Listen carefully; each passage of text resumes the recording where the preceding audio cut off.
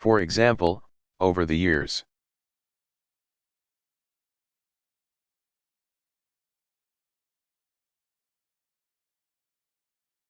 a parade of lobbyists has rigged the tax code to benefit particular companies and industries.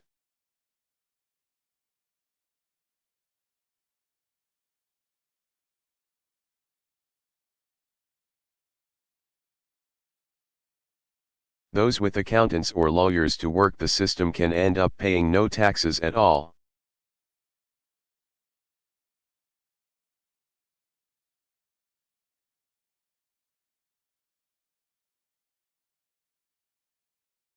But all the rest are hit with one of the highest corporate tax rates in the world.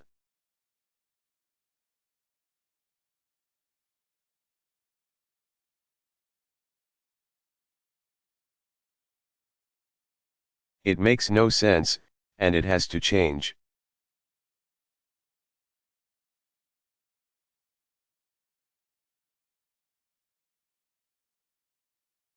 So tonight, I'm asking Democrats and Republicans to simplify the system.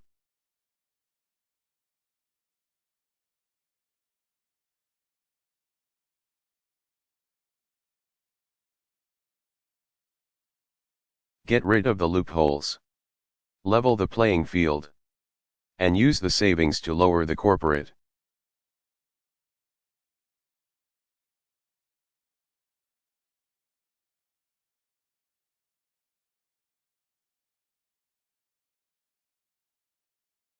tax rate for the first time in 25 years without adding to our deficit. It can be done.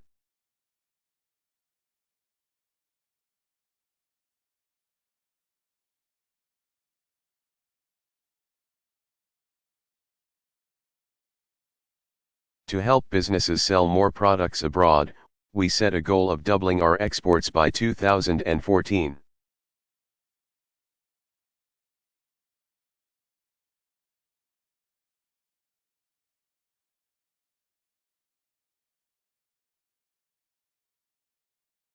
Because the more we export, the more jobs we create here at home.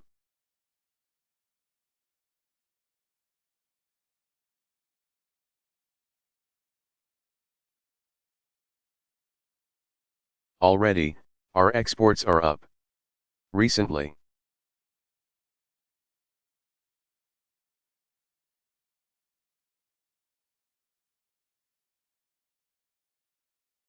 we signed agreements with India and China that will support more than 250,000 jobs here in the United States.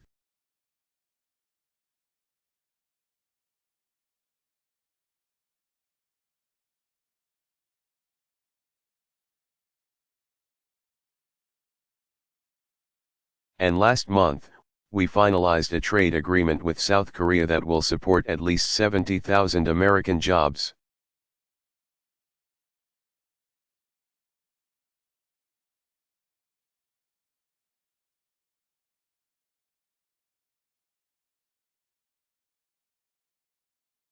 This agreement has unprecedented support from business and labor.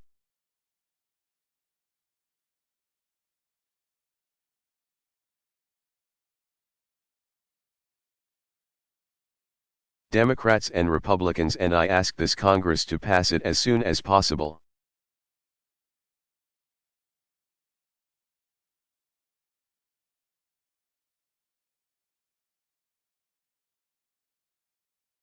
Now, before I took office, I made it clear that we would enforce our trade agreements.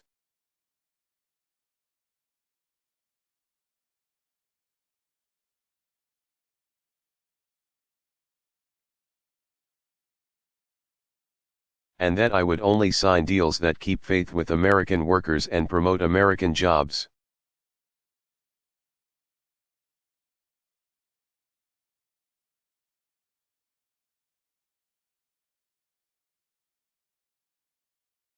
That's what we did with Korea, and that's what I intend to do as we pursue agreements.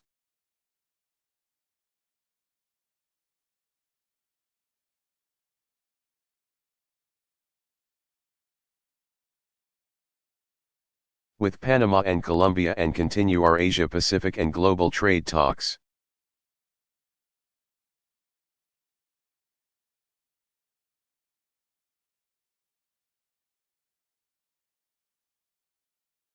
To reduce barriers to growth and investment, I've ordered a review of government regulations.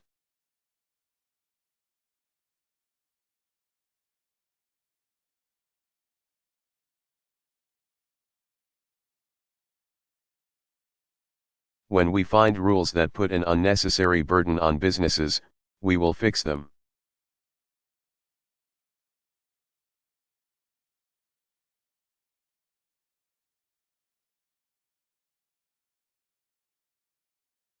But I will not hesitate to create or enforce common-sense safeguards to protect the American people.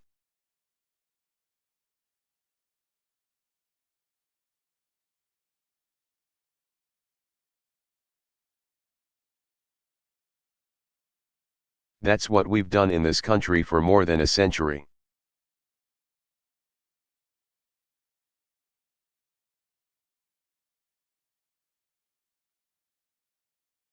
It's why our food is safe to eat, our water is safe to drink, and our air is safe to breathe.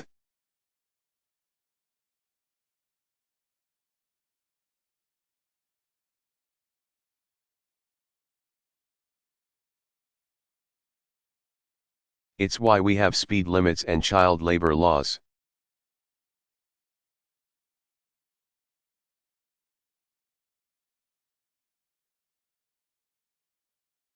It's why last year, we put in place consumer protections against hidden fees and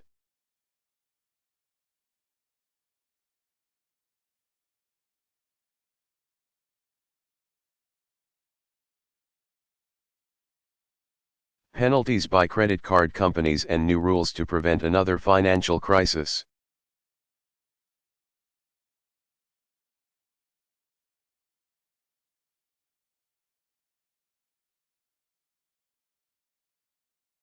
And it's why we passed reform that finally prevents the health insurance industry from exploiting patients.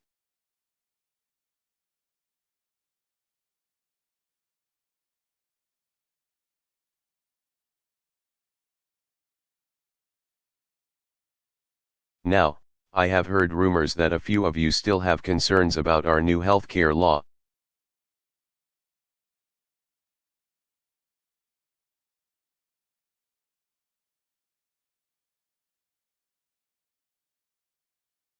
So let me be the first to say that anything can be improved.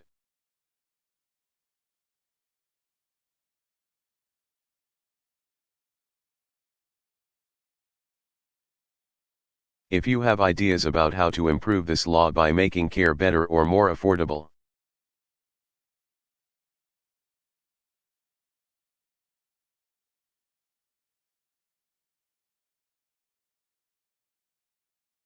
I am eager to work with you.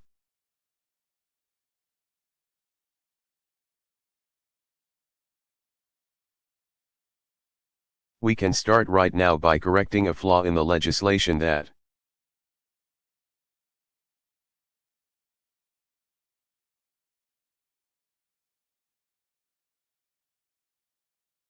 has placed an unnecessary bookkeeping burden on small businesses.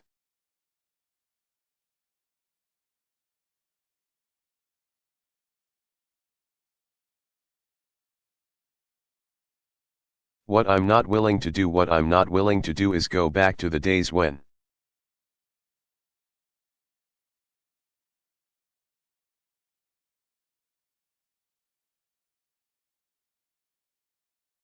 insurance companies could deny someone coverage because of a pre-existing condition.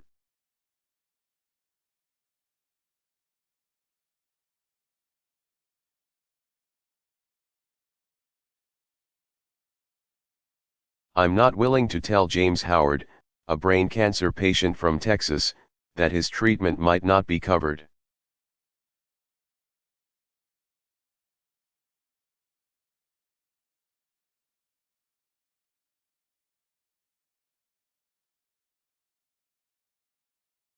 I'm not willing to tell Jim Hauser, a small businessman from Oregon,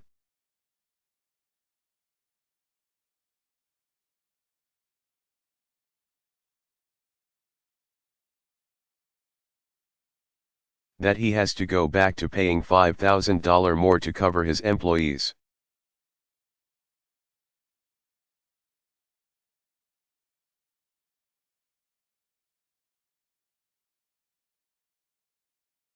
As we speak, this law is making prescription drugs cheaper for seniors and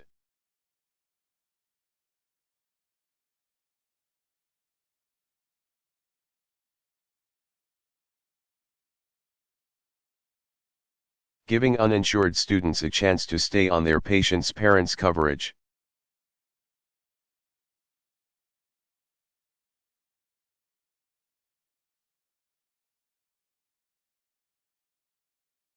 So I say to this chamber tonight, instead of refighting the battles of the last 2 years,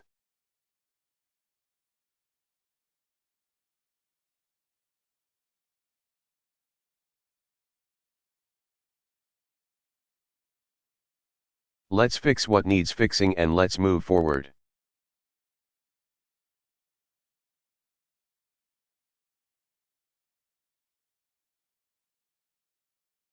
Now, the final critical step in winning the future is to make sure we aren't buried under a mountain of debt.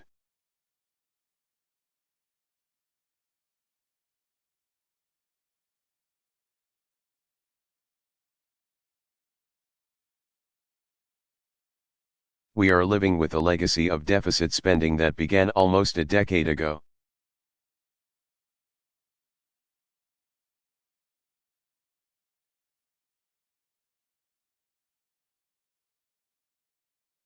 And in the wake of the financial crisis, some of that was necessary to keep credit flowing.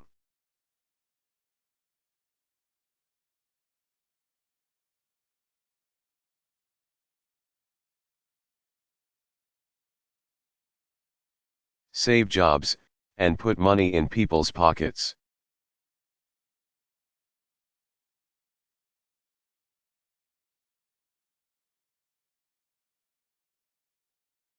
But now that the worst of the recession is over,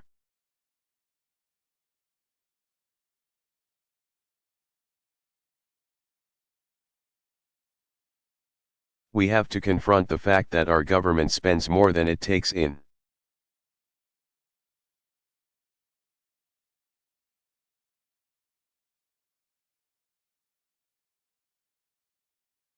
That is not sustainable. Every day, families sacrifice to live within their means.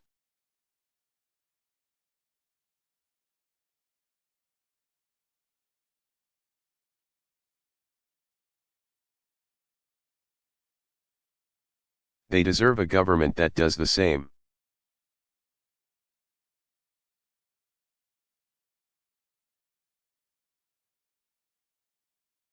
So tonight, I am proposing that starting this year, we freeze annual domestic spending for the next 5 years.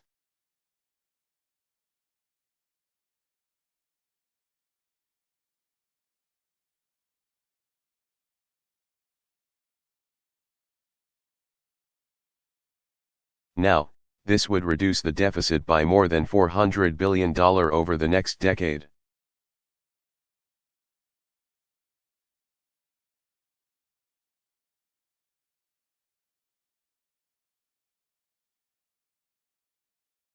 And will bring discretionary spending to the lowest share of our economy since Dwight Eisenhower was president.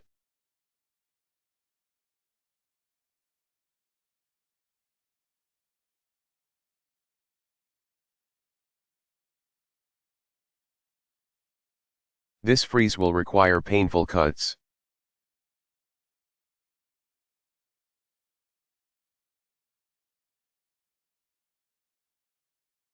Already, we've frozen the salaries of hard-working federal employees for the next 2 years.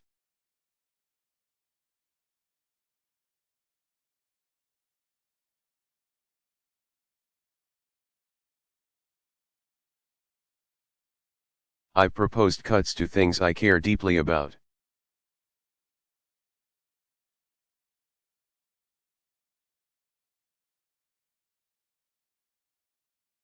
Like community action programs. The Secretary of Defense has also agreed to cut tens of billions of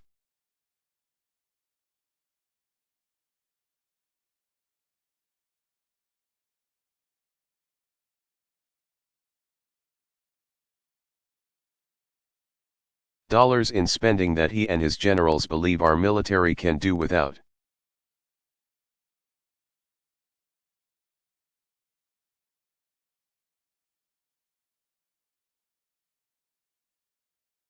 I recognize that some in this chamber have already proposed deeper cuts.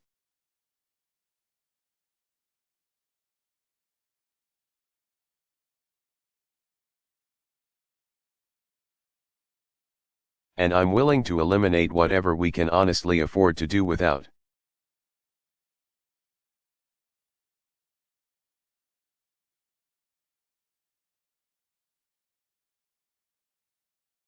But let's make sure that we're not doing it on the backs of our most vulnerable citizens.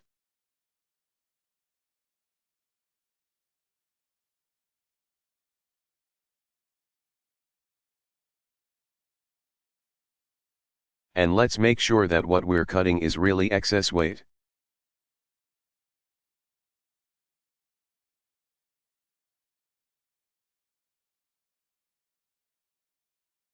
Cutting the deficit by gutting our investments in innovation and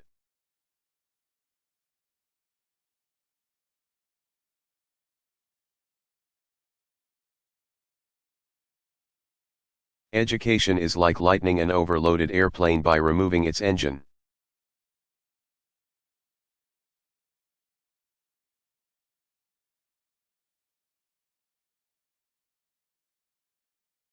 It may make you feel like you're flying high at first, but it won't take long before you feel the impact.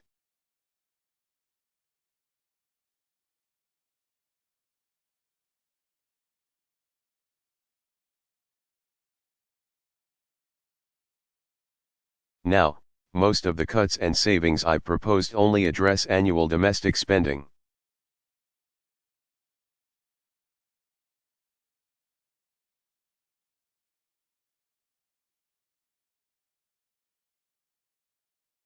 Which represents a little more than 12% of our budget.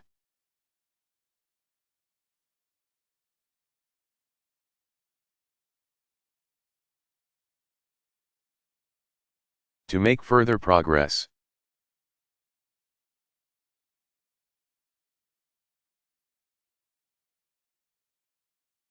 we have to stop pretending that cutting this kind of spending alone will be enough.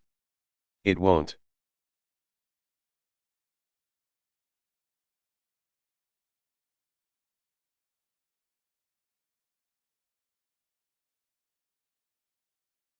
The bipartisan fiscal commission I created last year made this crystal clear.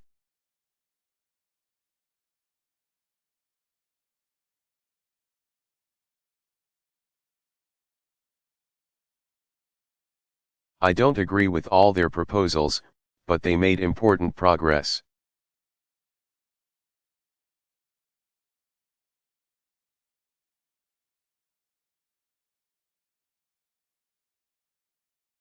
And their conclusion is that the only way to tackle our deficit is to cut excessive spending wherever we find it in domestic spending.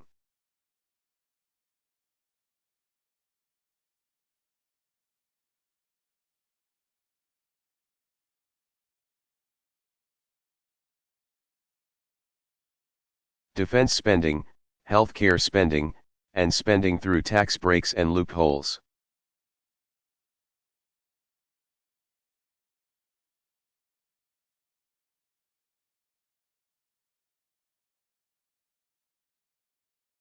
This means further reducing healthcare costs, including programs like Medicare and Medicaid.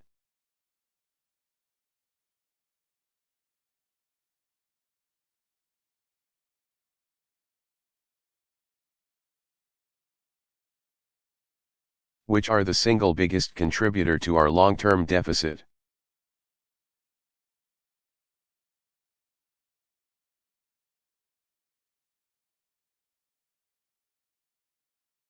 The health insurance law we passed last year will slow these rising costs.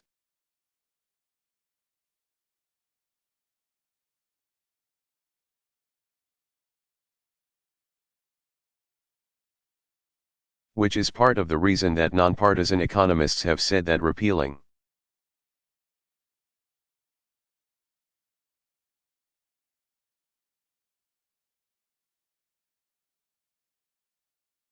the healthcare law would add $250 billion to our deficit.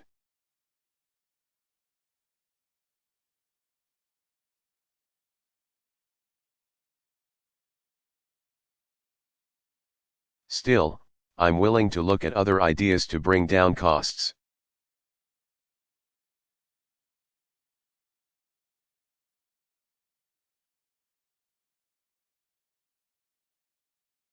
Including one that Republicans suggested last year: medical malpractice reform to rein in frivolous lawsuits.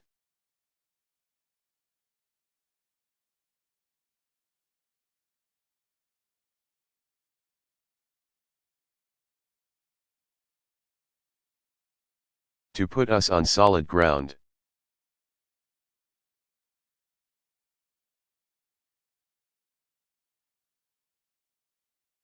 We should also find a bipartisan solution to strengthen Social Security for future generations.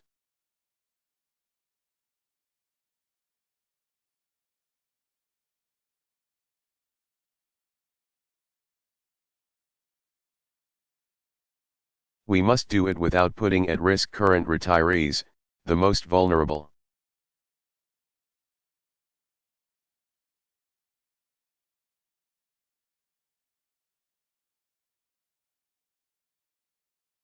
Or people with disabilities, without slashing benefits for future generations.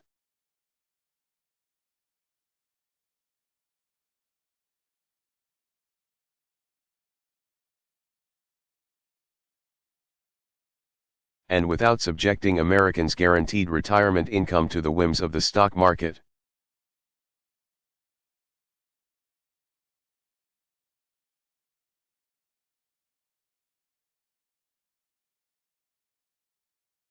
And if we truly care about our deficit,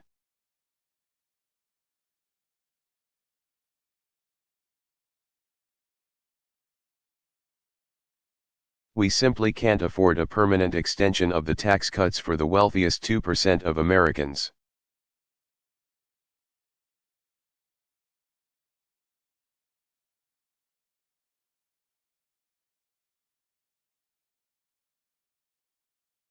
Before we take money away from our schools or scholarships away from our students.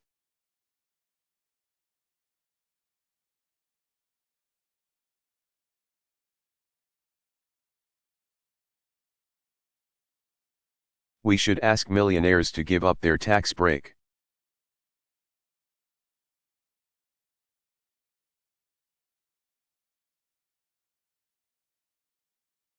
It's not a matter of punishing their success.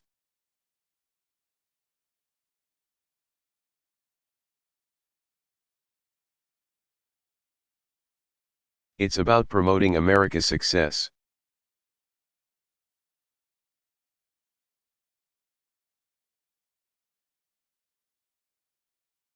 In fact, the best thing we could do on taxes for all Americans is to simplify the individual tax code.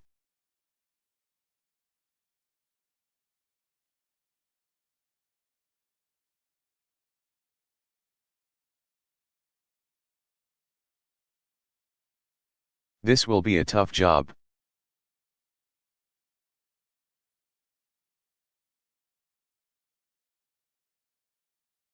But members of both parties have expressed an interest in doing this, and I am prepared to join them.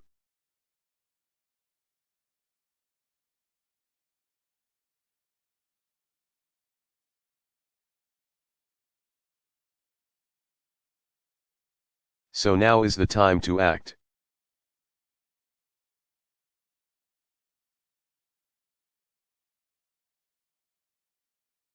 Now is the time for both sides and both houses of Congress, Democrats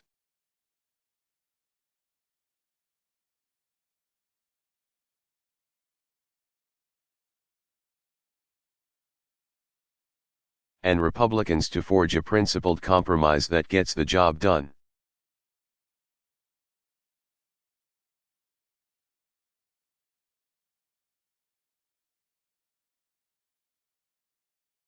If we make the hard choices now to rein in our deficits, we can make the investments we need to win the future.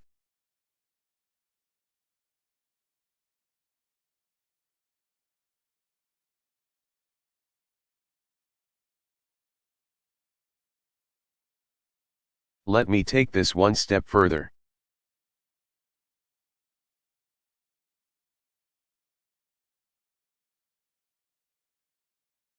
We shouldn't just give our people a government that's more affordable.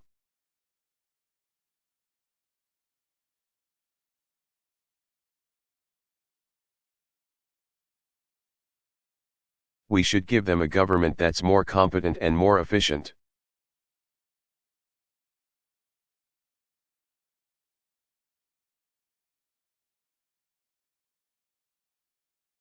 We can't win the future with the government of the past.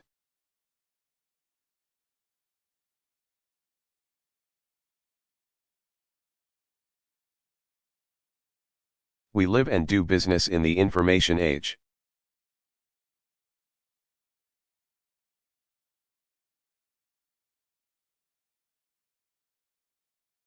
But the last major reorganization of the government happened in the age of black and white TV.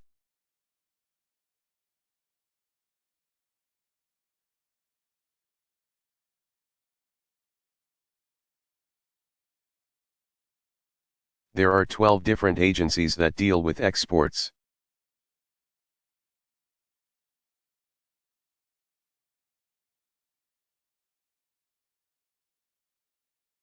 There are at least 5 different agencies that deal with housing policy.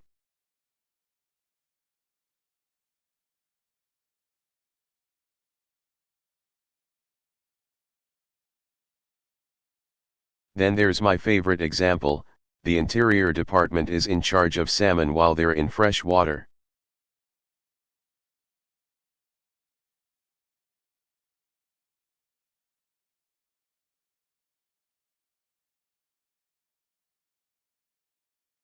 But the Commerce Department handles them when they're in salt water.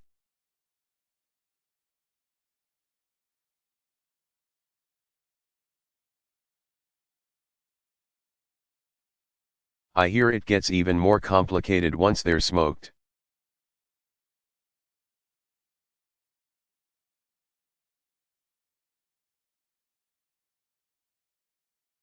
Now, we've made great strides over the last 2 years in using technology and getting rid of waste.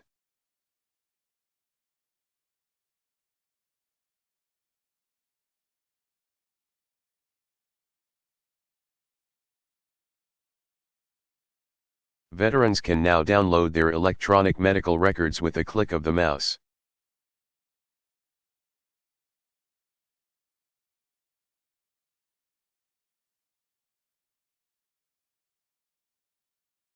We're selling acres of federal office space that hasn't been used in years.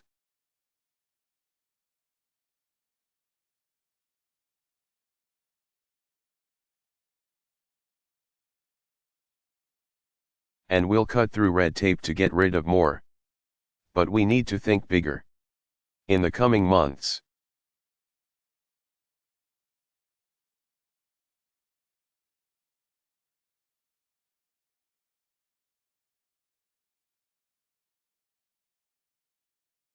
my administration will develop a proposal to merge, consolidate,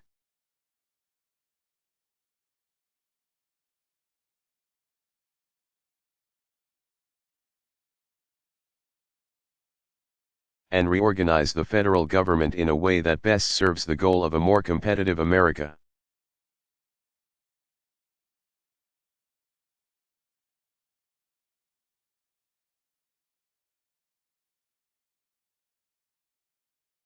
I will submit that proposal to Congress for a vote and we will push to get it passed.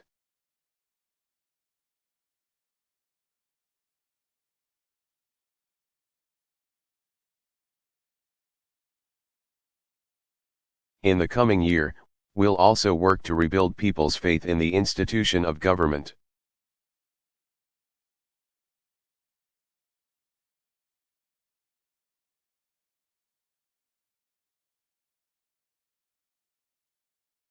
Because you deserve to know exactly how and where your tax dollars are being spent.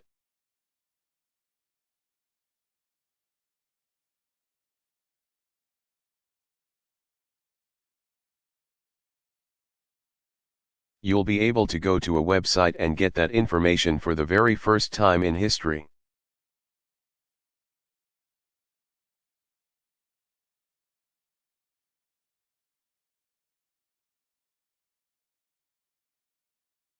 Because you deserve to know when your elected officials are meeting with lobbyists.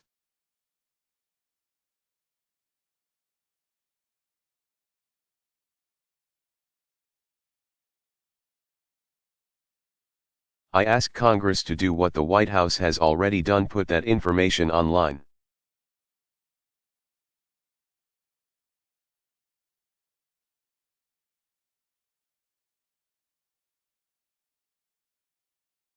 And because the American people deserve to know that special interests aren't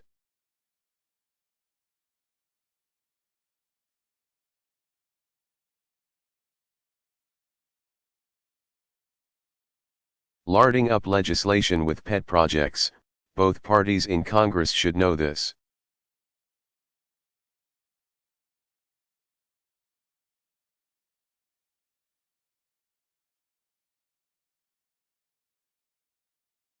If a bill comes to my desk with earmarks inside, I will veto it. I will veto it.